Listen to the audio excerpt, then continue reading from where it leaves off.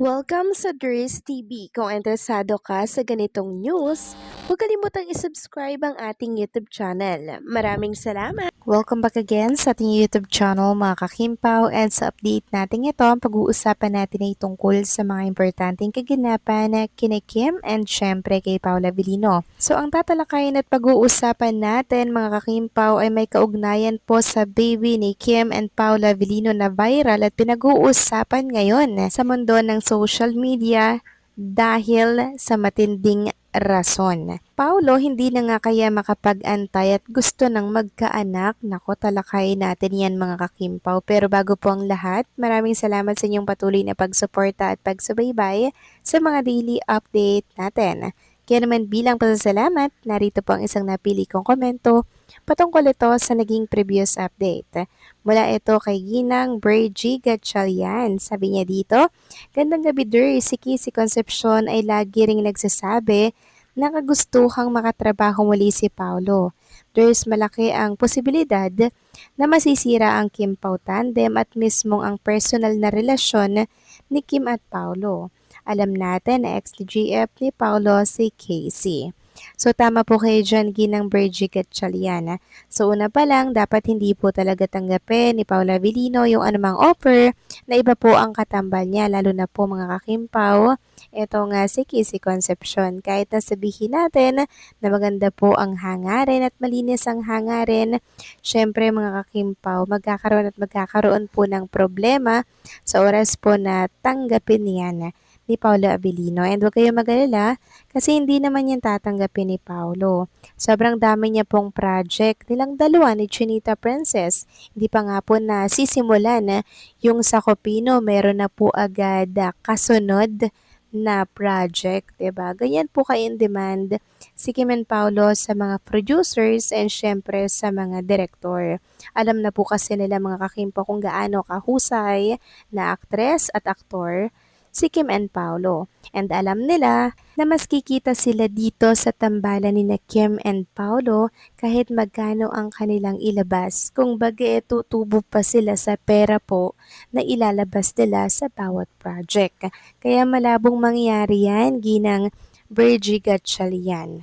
So maraming salamat po sa inyong komento. Wag po kayong mag-alala and mabuhay kayo. So eto na nga, pag-usapan na natin ang mga balita po na nakalap natin sa update na to at unahin nating talakayin ang tungkol dito sa picture ni Chinita Princess. Kuha po ito sa It's Showtime Studio. So ito po ay laman ng social media dahil sa napakagandang ngiti ni Chinita Princess na tila daw baga, rumereplika ito mga kakimpaw sa kanyang soul. Sabi nga dito, her smile is the signature of her soul, reflecting the beauty within. Prettiest, bungis-ngis girly. And alam nyo ba mga kakimpaw, nagagaya na daw ito ni Paolo Avellino, yung pagkabungis-ngis ni Chinita Princess. Sabi nga dito ni Ma'am Aisa, nagagaya na niya si Kimi, bungis-ngis na din si Kuya. So pinagtabi po nila mga kakimpaw yung picture ni Kim Chu and ni Paula Avellino. Magkamukha na sila mga kakimpaw actually. So siguro ganyan yung nangyayari pag laging silang magkasama, di ba? Nagagaya na po nila yung mga ekspresyon ng mukha ng bawat isa kasi nga lagi silang magkasama mga kakimpaw. Meron na silang similarity. Samantalang congratulations naman kay Kim and Paula Avellino and syempre sa buong cast po ng The Alibay dahil top 5 series ito, number 1 sa Pilipinas, number 3 Canada, Singapore, and number 5 sa Saudi Arabia and UAE. Ayon nga dito, The Alibay adds another Prime Video streaming win. Kim X Paulo continue to prove strong streaming ROI audience, full and consistent performance per ABS-CBN digital release. Next up, Copino, Kim Pao remains one of the strongest and most reliable forces on Prime Video Philippines. So yan po yung dahilan mga kakimpaw kung bakit ang dami nagkakandara pang mga producer kay Kim and kay Paulo. Kasi nga po, yung ROI na tinatawag mga kakimpaw, sobrang lakas nila kasi sa masa. Samantalang talakayin naman natin ang tungkol dito sa viral ngayon. Walang iba kundi po ang baby ni Kim and Paulo Avellino. Ayon kasi dito sa isang write-ups, baby ni na Kim Chu at Paula Avellino inaabangan. Present ang TV host at aktres na si Kim Chu sa isang masayang bonding kung saan game na game niyang biniro ang kanyang matalik na kaibigan at kapwa-host na si Ruby Domingo. Sa Facebook post, makikitang nakaupo si Kim habang masayang hinihimas ang tiyan ng dadalang taong asawa ni Ruby na si Mikey Pineda. Todo tawa naman ang mag-asawa nang isigaw ni Kim ang salitang, "Daddy, Daddy Club ka na kay Ruby." Masayang-masaya si Kim sa bagong yugto ng buhay ng kanyang kaibigan, kaya naman agad niya itong ibinahagi sa kanyang Instagram page kalakip ang caption na Daddy Club na si Ruby. Dahil sa nakakahawang vibes ng video, hindi napigilan ng mga netizens at fan na kiligin, particular na ang mga shipper ng tambalang Kim Pao ni na Kim Chu and Paula Avellino. Bumuhos agad ang iba't ibang hirit ng followers sa comment section na nag-aabang na rin sa susunod na kabanata ng buhay pag-ibig ng aktres. Tila mas excited pa sila kay Kim na makita itong maging isang ina sa hinaharap. Narito ang ilan sa mga komento ng kanyang followers. "Next time sana mami ka na rin, Kim Chu, sure maganda rin yon." Sabi pa ng isa, "Next time, kau naman sana makita namin na maging mommy. Excited na kami sa'yo." Hindi rin pilalagpas ng solid Kim Pao fans ang pagkakataon na isama sa pangarap na ang aktor na si Paulo kung saan may pabiro pa tungkol sa pagkakaroon ng kambal.